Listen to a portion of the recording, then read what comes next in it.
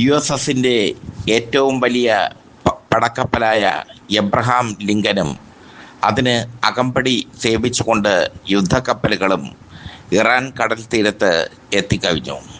പശ്ചിമേഷ്യ ഏത് നിമിഷവും ഒരു മഹായുദ്ധത്തിലേക്ക് മാറും എന്ന് ഉറപ്പായി. ഇതിന് ബദലായി രണ്ട് മുങ്ങിക്കപ്പലുകൾ, രണ്ട് സബ്മറൈനുകൾ ഇറാൻ പുറത്ത് ഇറക്കിയിരിക്കുന്നു.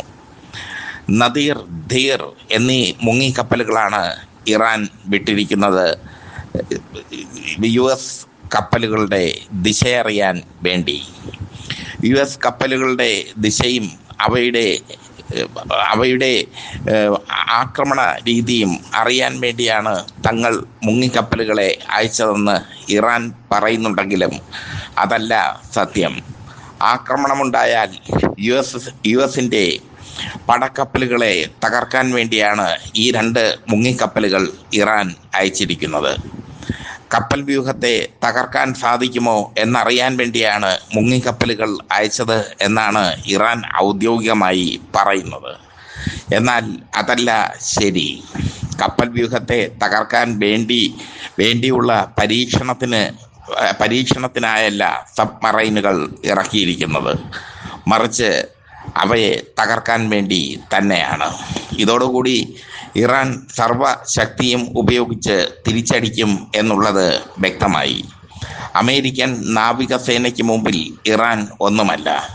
പക്ഷേ മുങ്ങിക്കപ്പലുകൾ ഉപയോഗിച്ച് അമേരിക്കൻ നാവികസേനയെ പ്രതിരോധത്തിലാക്കാനാണ് ഇറാൻ ഇപ്പോൾ ശ്രമിക്കുന്നത്. എബ്രഹാം ലിങ്കന്റെ ഓരോ ചലനവും ഇറാന്റെ ചാരക്കണ്ണുകൾ തിരിച്ചറിയുന്നു. റഷ്യയാണ് ഇറാനെ ഇതിൽ സഹായിക്കുന്നത്. നാവിക ശക്തി കൊണ്ട് ഇറാനെ തകർത്ത് കളയാം എന്നുള്ള അമിതമായ ആത്മവിശ്വാസമാണ് അമേരിക്കയ്ക്ക്. അമേരിക്ക പശ്ചിമേഷ്യയിലേക്ക് തങ്ങളുടെ അഭിമാന പടക്കപ്പലായ എബ്രഹാം ലിങ്കനെ അയച്ചപ്പോൾ തന്നെ യുദ്ധത്തിൻ്റെ തീവ്രത ഇറാൻ തിരിച്ചറിഞ്ഞു. ഇതുവരെ ആത്മസംയമനമാണ് തങ്ങൾ പാലിച്ചതെന്നും ആക്രമണം നടത്തിയാൽ വലിയ തിരിച്ചടി ഉണ്ടാകുമെന്നും ഇറാൻ മുന്നറിയിപ്പ് നൽകിയിട്ടുണ്ട് അമേരിക്കയ്ക്ക്. ഇറാന് നേർക്ക് വരുന്ന ഏതൊരു ആക്രമണത്തെയും യുദ്ധമായി തന്നെ കണക്കാക്കുമെന്നും അത് അമേരിക്കയുടെ നാശം കുറിക്കുമെന്നും Iran commander, IRGC commander general Muhammad Pakpour പറഞ്ഞു. മാത്രമല്ല, പ്രത്യേക സാഹചര്യം കണക്കിലെടുത്ത് ഖമൈനിയെ ബങ്കറിൽ സുരക്ഷിതനാക്കിയിട്ടുണ്ട് ഇറാൻ. ഖമൈനി ബങ്കറിൽ സുരക്ഷിതനാണെന്ന് IRGC commander general Muhammad Pakpour അറിയിച്ചു. ഖമൈനി തൻ്റെ മകനെ ചുമതല ഏൽപ്പിച്ചിട്ടുണ്ട് കാര്യങ്ങൾ നോക്കി നടത്താൻ. ഖമൈനിയാണല്ലോ ട്രംപിൻ്റെ ലക്ഷ്യം. ഖമൈനിക്ക് ഒരു അപകടവും സംഭവിക്കില്ലെന്നും ഖമൈനിയെ സംരക്ഷിക്കാൻ തങ്ങളുടെ സൈന്യം പ്രതിജ്ഞാബദ്ധമാണെന്നും IRGC commander general Muhammad Pakpour പറഞ്ഞു. എന്തായാലും പശ്ചിമേഷ്യ ഇതുവരെ കണ്ടിട്ടില്ലാത്ത വലിയൊരു യുദ്ധത്തിനാണ് അമേരിക്കയും ഇറാനും കോപ്പുകൂട്ടുന്നത്. തങ്ങളുടെ മിസൈൽ കുന്നുകൾ തുറന്നിരിക്കുകയാണെന്നും ആ മിസൈലുകൾ ആക്രമണമുണ്ടായാൽ ശത്രുവിൻ്റെ കഥ കഴിക്കുമെന്നുമാണ് IRGC കമാൻഡർ ജനറൽ മുഹമ്മദ് ബക്പൂർ പറയുന്നത്.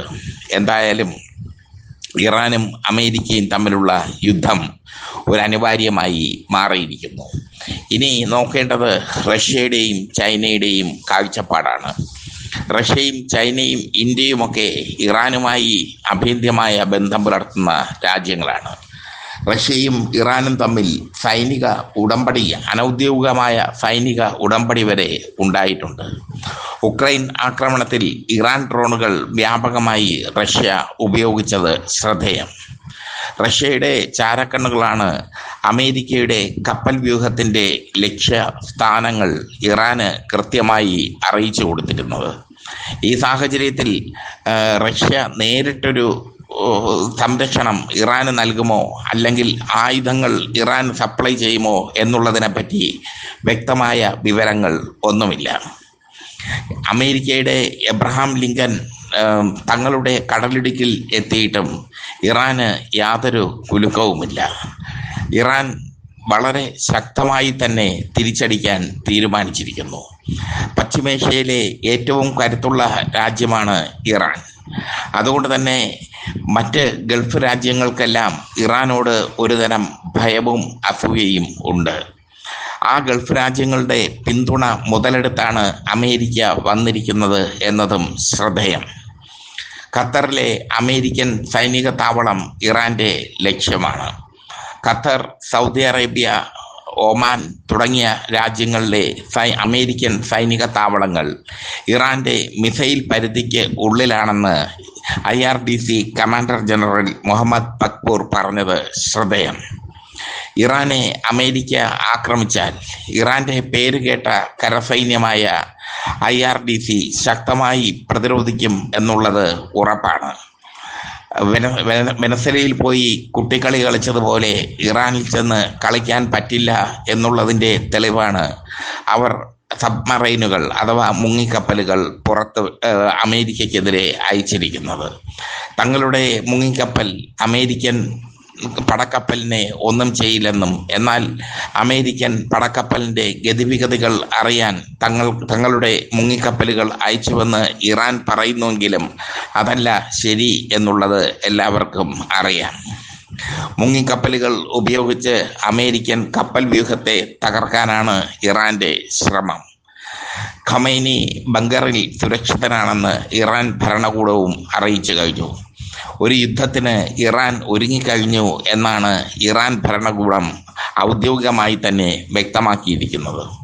6 മാസം മുമ്പ് നടന്ന 12 ദിന യുദ്ധത്തിൽ ഇറാന്റെ സൈനിക ശേഷിക്ക് കേടുപാടുകൾ ഒന്നും സംഭവിച്ചിട്ടില്ല എന്ന് പുതിയ സംഭവ വികാസങ്ങൾ സൂചിപ്പിക്കുന്നു. ഇറാന്റെ സൈനിക ശേഷി ശക്തമാണ്. അതുകൊണ്ട് തന്നെയാണ് അവർ ആത്മധൈര്യത്തോടു കൂടി നിൽക്കുന്നത്.